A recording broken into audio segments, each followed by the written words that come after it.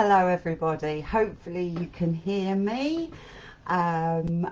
This is my second time doing a live for you on a weekly basis. So good morning, good afternoon, good evening, good day, whatever the time of it, the Tuesday it is, or maybe even into a Wednesday, you're welcome and I'm good to have you here. Now, as I said before, if I don't know who's watching or whatever, unless you leave some comment or send a heart like tick thing in the comments. But it doesn't really matter if you're here live or not, because these are recorded and they're stored in the media area. So what am I going to talk to you today? Well, I'm going to talk about worry, stress, anxiety, and it's the outcome for you is that you're going to understand why you experience those, and you're going to get some top tips from me, well, 3 tips actually, about how you can feel calmer, more in control, and relax a little bit quicker than you might normally do. So if you are watching on replay, please let me know with hashtag replay or a comment or two, and I will catch up with you later. And in the meantime, if you could also just drop into the comments what time of day it is for you, because it'd be really interesting to see where people are watching or what time of day people are watching from. So firstly, I want to talk to you about what is the difference. What is this difference between anxiety and worry and stress? Well, anxiety and worry are about when you're thinking about things that haven't happened yet. It might be based on things that have happened in the past, but mainly it's about you thinking about the consequences of what might happen later on.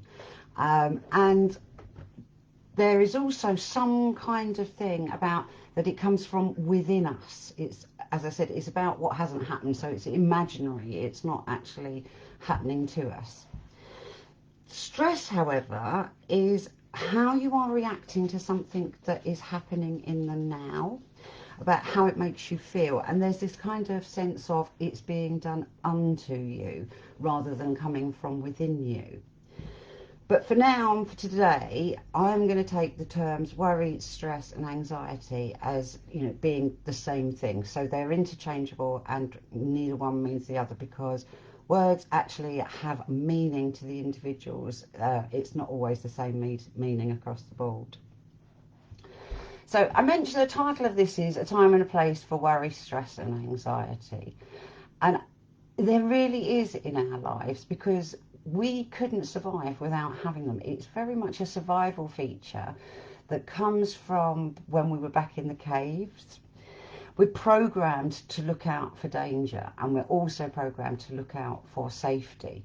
And primarily, the way that we look for safety is to check out what puts us at risk at first.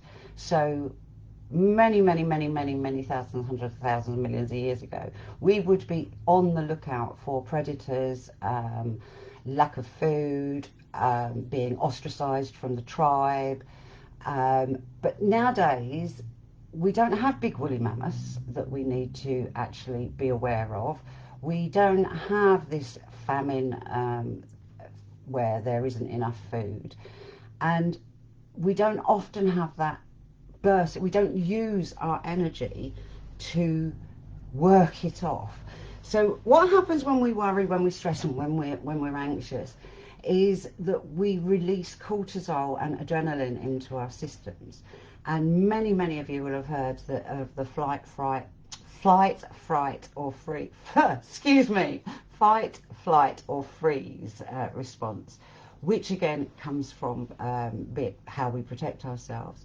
And our bodies, when we notice anything, whether it's real or otherwise, because our imaginations are wonderful, and we can trick our brains into thinking that our imaginations are reality, we automatically release the adrenaline and the cortisol, which allows us to be able to fight that woolly mammoth, to run away, or to hide quickly, or to even freeze so that we don't actually move.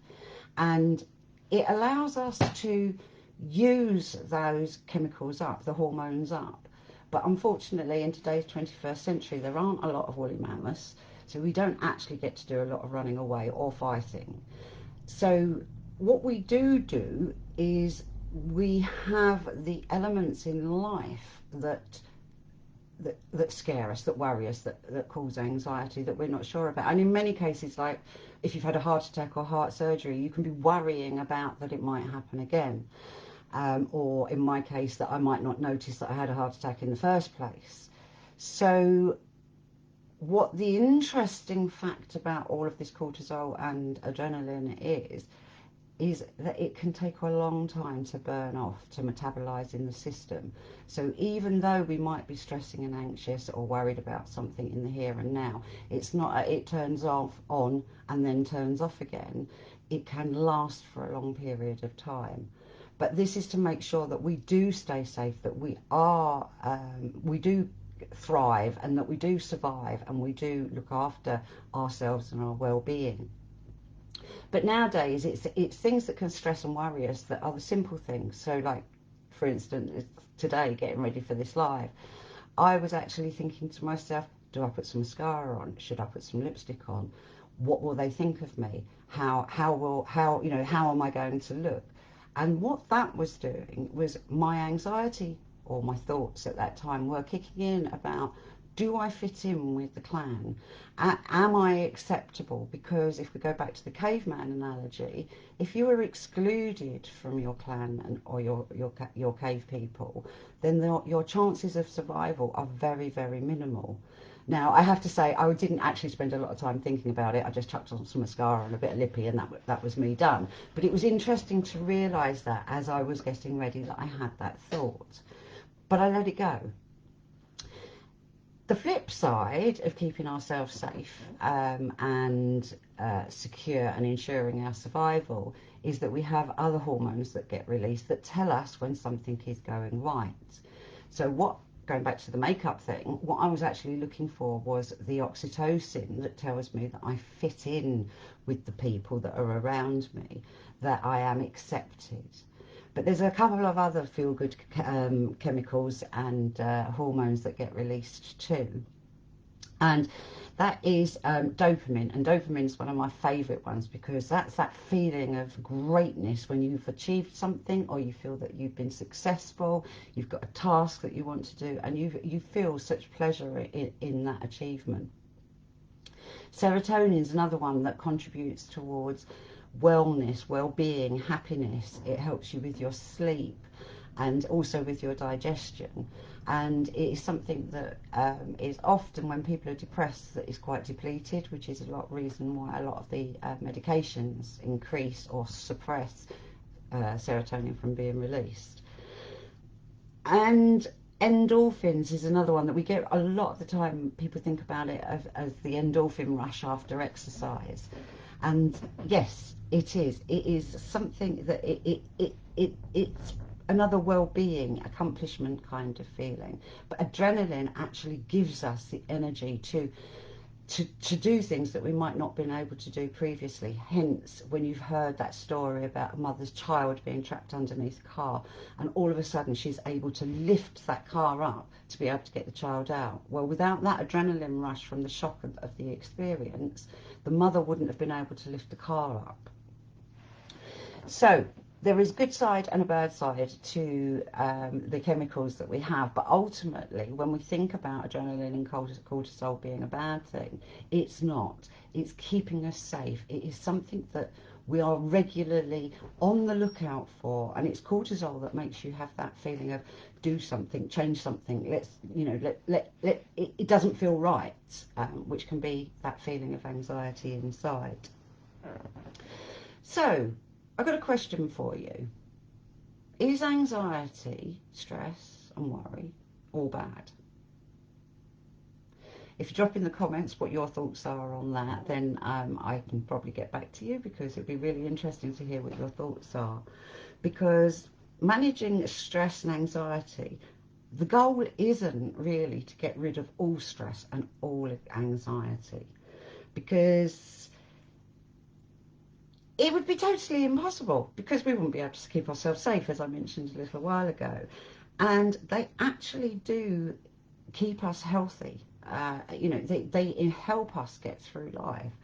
So when I say about good and bad stress, the goal of stress management is to identify what it is that causes you the stress and the things that are the most problematic for you, or might even demand the most energy, because when you're tired, that's another thing that can create stress.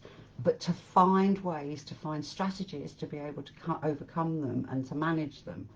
So if we take my makeup dilemma, before I jumped on here, it was really simple for me. I just was like, oh, that's interesting that I'm having those thoughts. Okay, understanding what it was about, and then just letting them go. But the thing is, it's not always as simple as that, is it? So I asked the question, example, is all stress good or bad? Well, the answer is stress is good and stress is bad. So I'm going to give you a couple of examples, or you could drop something in the comments, of where you think good stress, or when it's good to have a certain amount of stress in your life. So I'm going to kick off with Christmas and planning for large events. Whilst the stress can cause us overwhelm, we do need that adrenaline and that cortisol to make sure that we get everything right. How could we organise these massive events that we do without having something that gives us the edge and is looking for all problems that might happen or come up throughout the day or the event? Another one is when you're giving a presentation.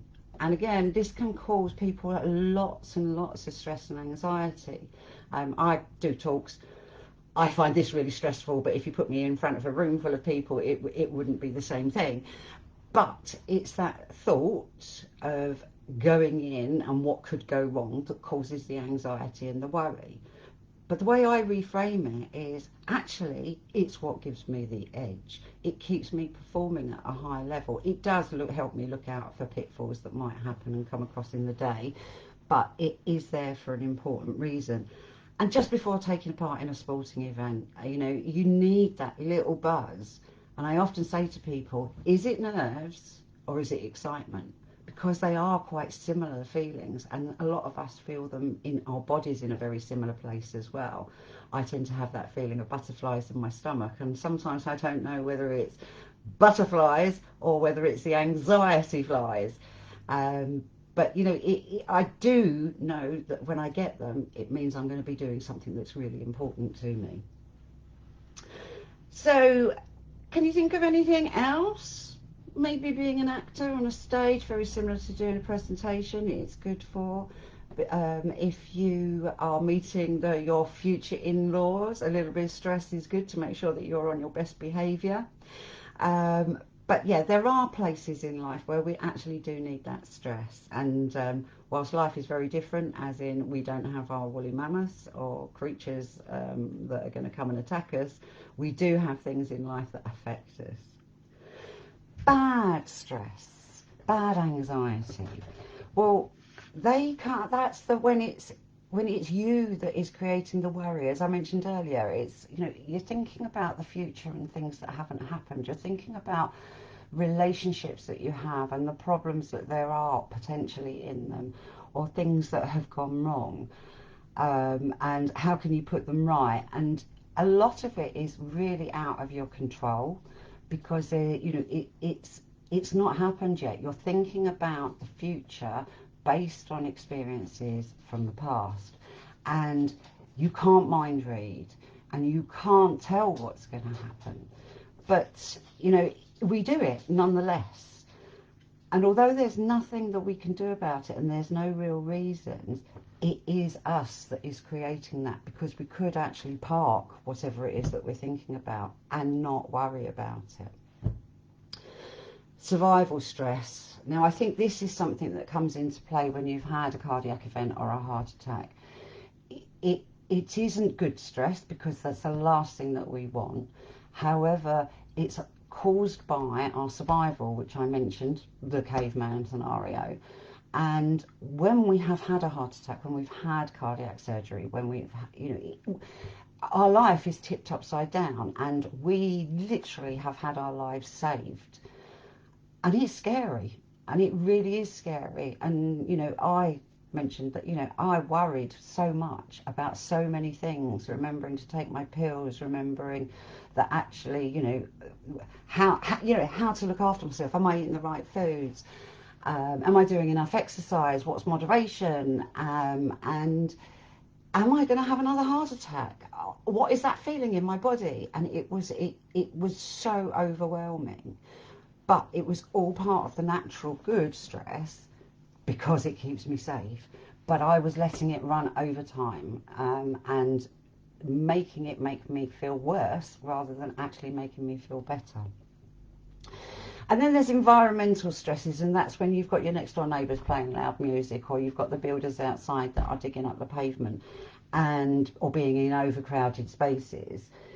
We can sometimes lose our tempers completely because that stress and the anxiety builds up inside us, and it is really hard for us to kind of ignore it. So unless you've got some earplugs, there's nothing really you can do about it apart from take yourself out of the situation.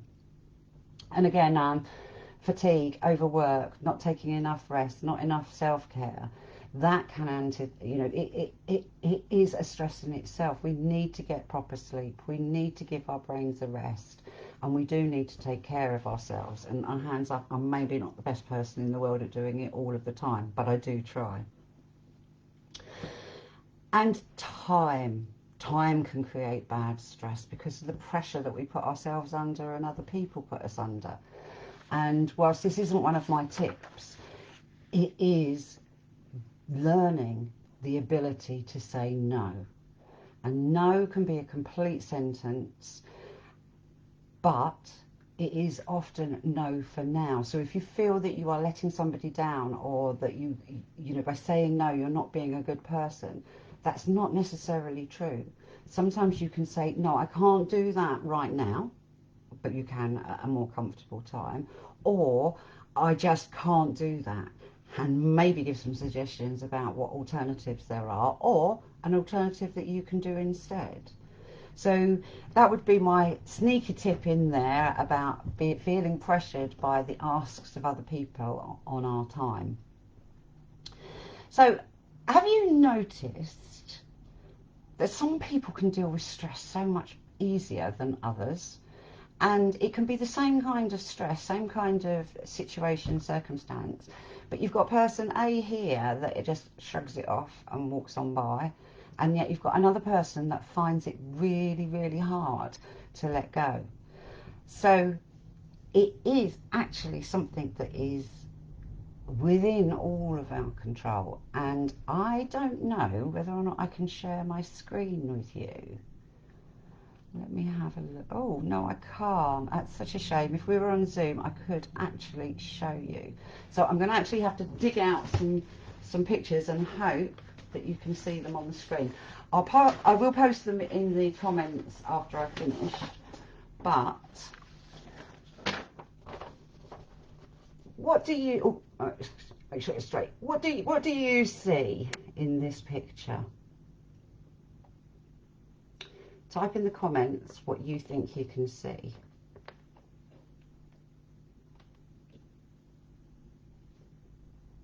Okay, I'm going to give another one now. Oops. What do you see in this picture?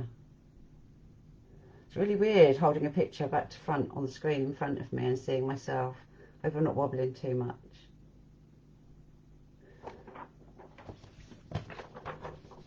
And what do you see in this final picture? I'm looking around the picture here as if I can see you all, but I can't. I can only see me. Okay. So this is about perspectives. So let's see what we've got here in the comments. Okay, so we've got Stephen, you can see a rabbit. Tanny, you can see a man playing an instrument. And you see a bird, Tanya. Okay, that's great. So I'm going to come back and we'll take them through. Probably out of order here. Oh no, that's the right way round. Whoop. So this is a musician, a goblin playing what looks like maybe a saxophone. And you can see that, oh, hang on, around here in the dark area. But there's also a lady's, oh, this is really weird, a lady's face, oh gosh, here. Well, no, that side. Hopefully you can see that now I've pointed it out. Sorry, that was really silly. And this one here. There's a young lady in the picture and a much older lady. And this is going to be really weird. Hang on, I'm going to try it again. So the young lady has her hair and a hat with a feather, and her chin is down here. But there's also an older lady where this is her hair, and then this is a scarf, and her nose and mouth. Not sure if you can see it, but it is there. And as I said, I'll post them earlier, no, later rather. And with this one, can you see a rabbit or can you see a duck? Interesting, isn't it? How we can, how our perception of things can be completely different. So, and the reason I showed you those wasn't just so that I could be an idiot on live TV and kind of not be able to work it out in backwards, but just to demonstrate how we do see things differently. And that's actually one of the keys about managing stress and anxiety. It's, if you think about it, you know, a person, so road rage, that's a good one. Okay, so you're driving down the road and someone pulls out on you or does something that you really don't want them to do. A lot of people, and I'm not saying who, but quite a lot of people can get really quite angry about it and start, you know, shaking their fists and various other things at the car driver, thinking that they did it deliberately and how dare they and have they got no road manners, etc. But then you've got the people like me, and it's probably because I live in the country. We don't have a lot of cars, unless we go on the main roads, obviously. And if somebody pulls out on me or does something daft in front of me, I just tend to shrug my shoulders and think, Christ, everybody has a bad day. You know, it's, you know, I just let it go. It's just one of those things. And yet it was exactly the same circumstances, but it was my thoughts about what happened that made my feelings. And the same with the person that may have had road rage. It was their thoughts about the circumstance that affected their feelings about the situation. So I do ask you to be aware of, it is within your power, it's within your thoughts to stop yourself and think about things that happen outside of us that affect us, cause us stress and worry. We can choose how we respond to them. So let me just check here. Okay, so we'll talk more in another live about our thoughts and our feelings and how they affect us based on what happens in our lives around us. But I want to talk to you about how stress, anxiety and worry can build up. So I mentioned earlier that in the 21st century we don't have woolly mammoths and, you know, dinosaurs and all that to fight with. But we do have a lot of stuff that's going on for us. And it can be what happens on social media, it can be what happens regarding the COVID pandemic, it can be just because my computer's not working, or, you know, there are so many stresses that we have.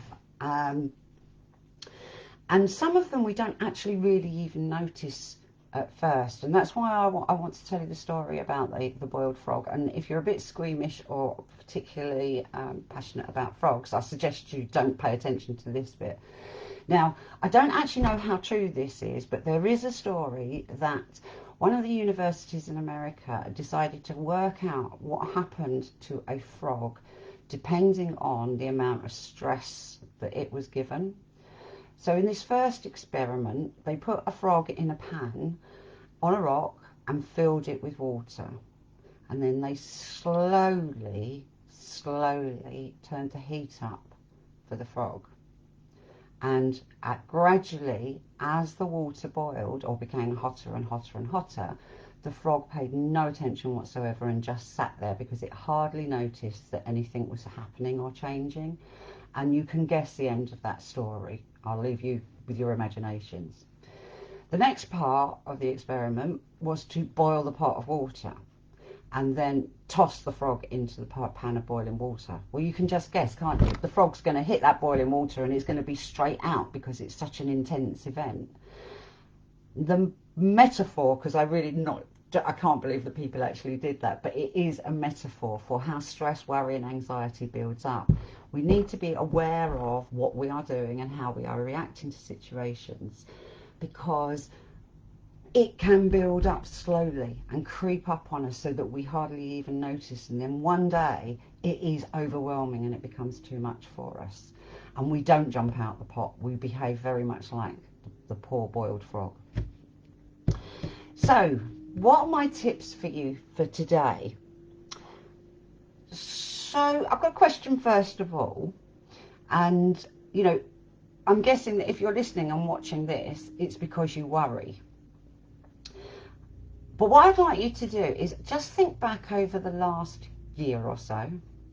Think about all the times that you've worried, all of the times that you've been stressed about something that's going to happen, all of the times that you've just, there's been something that has been on your mind.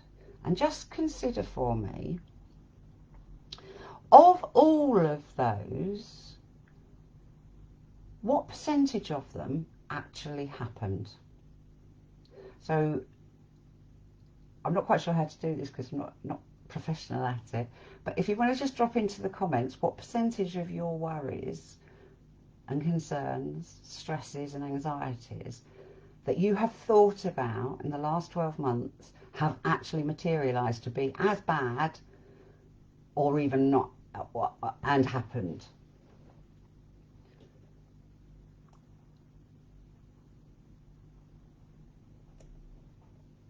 Okay, I'm going to give you some clues. So, would you say that everything, 100% of everything that you worried about happened? I don't think so. What about 80%? I mean, I'm talking from my experience, and I'm talking, I've given this talk quite a few times, and when I discuss it with people face to face, we actually get quite a bit of engagement. So I'm not just making this up. But I'd say no, not even 80%. 50%? Some of the people in the room might be saying to me, yeah, about 50%. I can see Tanya's put 10%. Good on you, girl. Well, 20%. Yep. Okay. So around the 20%, 10% mark. Tanya, again, nailed it with your 10% there. Actually happens, or happens to the degree that we have been worrying about.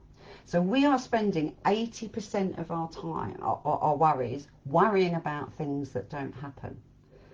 And that's one of my strategies for dealing with things that I worry about. I used to worry so much as a youngster, teenage angst in my early 20s. I worried about the past, the future, absolutely everything. And it made me feel so tense. And I actually felt like a bad person because I was worried about every interaction and everything that I did. And then when this was pointed out to me, it suddenly gave me clarity that when I start worrying about things, I think to myself, actually, why am I worrying now? Why am I paying a price now for something I haven't even bought? I don't know whether it's going to happen or not. So I'm going to save my strength and my energy until it happens. And an extra tip here is, usually I do a quick, what would I do if it did happen? And once I've decided on what action I'm going to take, then I try my best to pop it over to one side and focus on all the good things in life. So that's my tip number one. Remember that we actually only have happened to us in the way that we believe it will happen when we're worrying, stressing and being anxious about something around 20% of the time. Some people it's more, some people it's less. We are all different and unique, so everybody's life is different. So my second one is worry o'clock, I like to call it. I use this a lot when I'm working with people about sleep, because at bedtime, it's one of those times where the whole world is quiet around us and we're supposed to be quietening down and getting off to sleep. But unfortunately, that's the time that a lot of people's minds jump into action and they start thinking about what they've got to do tomorrow, what they didn't do today. And that's a prime opportunity for us to do worrying, to do I'm anxious and to feel stressed, etc. So part of this is about choosing to give yourself permission to worry or have anxiety at a time that is useful or appropriate for you. And it does work because it's a bit like journaling. If you journal, which again I could talk about another time, often by actually getting your thoughts down on a piece of paper, when they come up again in the everyday life, your unconscious mind knows you've already dealt with it, processed it, talked about it, so it tends to just move on quite quickly and easily. So by allotting a time, and I mean I can't actually really say what is a good time because it really does depend on you and your life and what's going on.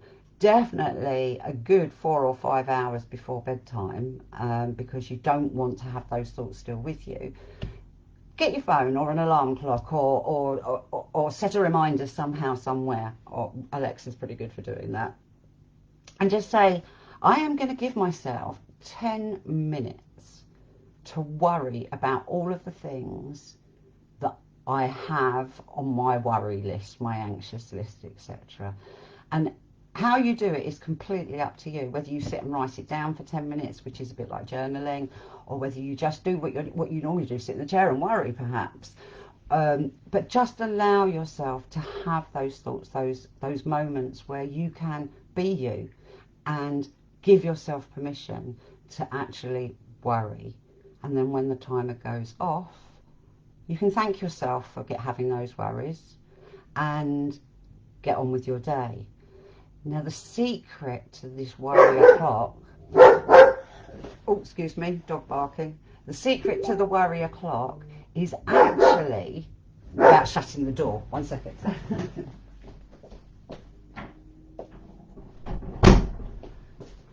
Sorry, the secret of a worry clock is when you notice yourself worrying later in the day or the next day about something, you can say to yourself, it's fine, I've got it, I hear you, I know. And you can say to yourself, I will at 4 o'clock or whatever time you choose, give you some thought and some space and we'll consider it. And then move your thoughts on to whatever it is that you were doing, want to do, etc. And you can hold that worry in like a, the plane's holding pattern until later on when you've agreed that you can have permission to worry. And interestingly enough, sometimes we actually forget to worry because by just accepting and knowing that we can do it at this said time is enough. And we've dealt with it in the moment by saying, yep, I hear you, I hear you. So the next tip, my third tip, is about how to avoid overwhelm. I haven't really talked about overwhelm, but to me, overwhelm is an outcome that is caused by worrying, stress, and having anxiety, caused by too much input, too much stuff going on. So for me, as a single mum, my daughter's now 20, but when she was a little girl and I was working full time, I would often come in from work and I'd still have all the stuff in my head. I'd have answer phone messages to deal with at home. I would have my mum, bless her, who used to do some child sitting for me, or I would have to go to the childminder to pick up my daughter and come home. I would have the things that I needed to do around the house, and I'd have my darling little daughter, who I haven't seen all day, who wanted my attention. Plus I had 3 cats and they wanted some attention and feeding, and I needed to cook dinner and da-da-da-da. The washing was still in the machine. And I would feel really, really stressed. And then the doorbell would be knocked, or the doorbell would be knocked, the knocker would be knocked. And I would really want to blow my stack. And then I realised that I was stretching myself too thin. I was trying to do too much. And so what I did, bearing in mind, the conscious mind can actually only deal with plus or minus 7 bits of information at any one time, which, you know, given the list I gave you, that's far more than the 7 bits. And the way I managed it, and I would recommend, is when you notice that feeling bubbling up inside you, well, mine bubbles up inside me, of feeling like you're overly stressed, overwhelmed, to stop. Just stop for a moment, take a breath, and then focus on the one thing that you are going to concentrate on and do first. The rest of it, you just push into the future a little bit, because you can't take action or do anything properly while you're concerned, worrying, being anxious about all of the things. Find that one thing. It was always really easy for me, and that was to actually focus on what my daughter wanted.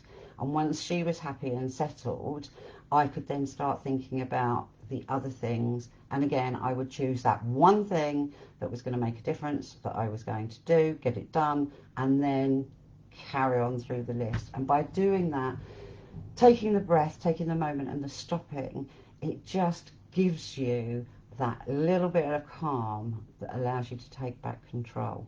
And that to me is one of the most key things with overwhelm, knowing that there is too much going on and knowing that you can't do all of it, so focus on just the one thing. And if we go back to the conversation earlier, you'll get a rush of dopamine afterwards when you've completed it, which will make you feel good, and then therefore everything else will seem much easier for you. So I'm going to wrap up now, because I realise I've been talking for 36 minutes. Can you believe it? I'm going to have to make these a little bit shorter. But worrying and stressing, apart from trying not to stress about the dog barking outside, is actually a habit. It's a behaviour, and it is learned. Now, I can't do anything about the dog barking outside, and I really do hope she stops soon, but I'm not going to stress about it, because I've learned over time that actually all that does is make me feel bad, and it doesn't stop her barking. But on the whole, it is a habit.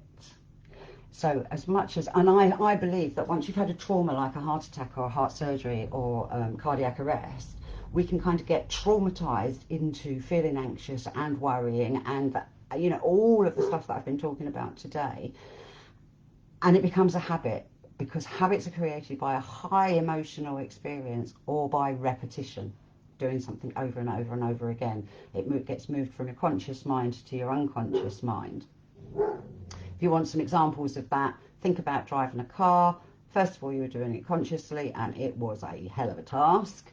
But now, no doubt, you drive down the road and you're thinking about 1,000,001 other things, and definitely not thinking about driving a car. It's a habit. Your unconscious mind is dealing with it while you allows your conscious mind to get on with everything else. So, the more you practice changing how you respond to things, the more a new habit will be created. And, you know, some people, so my favourite is it takes 42 days to create a new habit, behavioural habit. I heard the other day that it's 66 days. I've heard that it's less days. I am very much about our uniqueness, our individualism, and it's different strokes for different folks. There is no magic number, but it is creating the neural pathways so your body learns. To feel differently, you're going to have a willingness to do things differently and a willingness to change. And there's a quote that I really like, which is, if you always do what you've always done, you'll always get what you've always got. So I hope that after today, you're all going to actually just try out the 3 tips, and the 4th one, if you think about the no, give them a go. They may not work for you. One of them might, the other 2 may, or 3 may not. But you won't know until you give them a go. So thank you for everybody that has spent some time watching this video. I really do feel good now. I'm nearly finished. I hope to be continuing doing this every week whether it be a live, an open room, or a relaxation. I hope to put something on every week. So if you've got any questions, please do drop them in the comments, and I will get back to you at some point during the day today with some answers. And just a quick recap. Today we've learned about the differences between stress, anxiety and worry, but in this case we've just been clumping them together as one. What we experience through those feelings and what their purpose is and how they protect us. We've talked about the boiled frog and how stresses can sometimes creep up on us, but they're not always good or bad. You know, they're not always bad, rather. Sometimes they can be good and purposeful.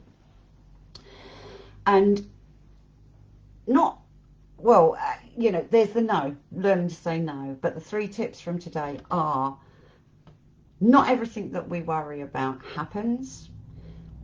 Give yourself permission to have some time to worry during the day, if that is something that you do. And why worry? I mean, you know, stress about something or feel anxious.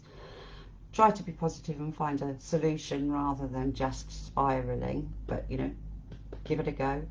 And paying attention to when you feel overwhelmed and breaking it down. Stop, take a breath and focus on one thing. Oh, sorry, I'm tapping my thighs under the desk there. And remember, all behaviour change is about creating new habits, and hopefully together we will make some new habits.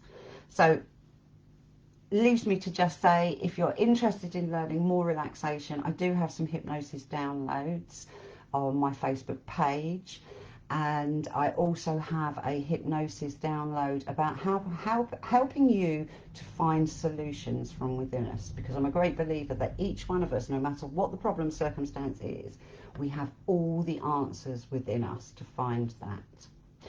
So for now, as the beat goes on, I will see you next week. Thank you. Bye.